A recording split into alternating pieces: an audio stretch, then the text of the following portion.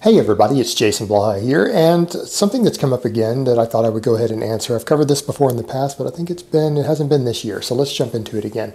People are asking me of how important is it to know about the bioavailability of plant proteins, and should plant proteins even be counted into your total protein intake? And look, people, there are successful vegan strength athletes out there who don't eat any animal proteins. Purely plant proteins work.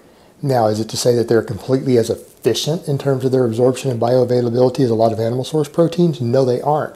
But that efficiency actually varies between animal source proteins also. For example, when we say, oh, you need probably roughly X amount of protein for whatever purpose, when someone gives you a measurement or a chart, and we all have these different charts we put out for people, that assumes that you're eating a wide variety of protein sources. They vary in terms of their total amino acid profile, bioavailability, absorptions, all of that.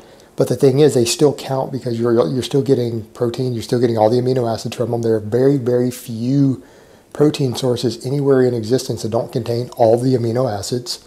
They just contain them in different ratios, and some protein sources you're blocked from absorbing all of it just a little bit. But they all still have the calories, they all still have all the amino acids. It's a matter of, it's assuming when we give these numbers that you're eating a wide variety.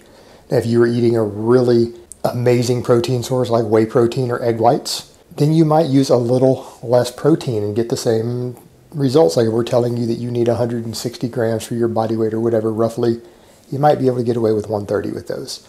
If you're eating purely a vegan diet, instead of the 160, you might need 180.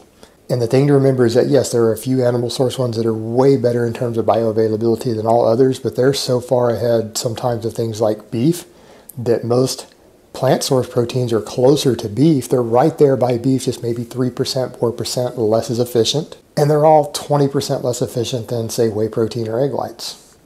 So it's not just the fact that it's plant or not. This stuff varies. And as long as you're hitting the protein intakes that most people recommend and you're eating a variety of protein sources, you probably don't need to sit down and micromanage that and worry about 50 of my grams come from plants and 150 come from animals, and so I need to up that. You don't need to worry about that at that point. Just try to hit those basic numbers that you're given, and don't spend a lot of time worried about this stuff. It doesn't matter that much until you start cutting down to the bare minimums of protein when you're saying, I'm going to eat 100 grams of protein a day. When you're doing stuff like that as an adult male athlete, then it might become really, really important to figure out that you're getting the best sources. But if you're not doing something like that, it's really a non-issue. Don't worry about it. The differences aren't that massive.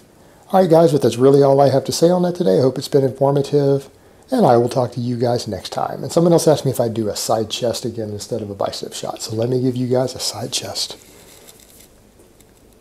Oh, Mount Vesuvius.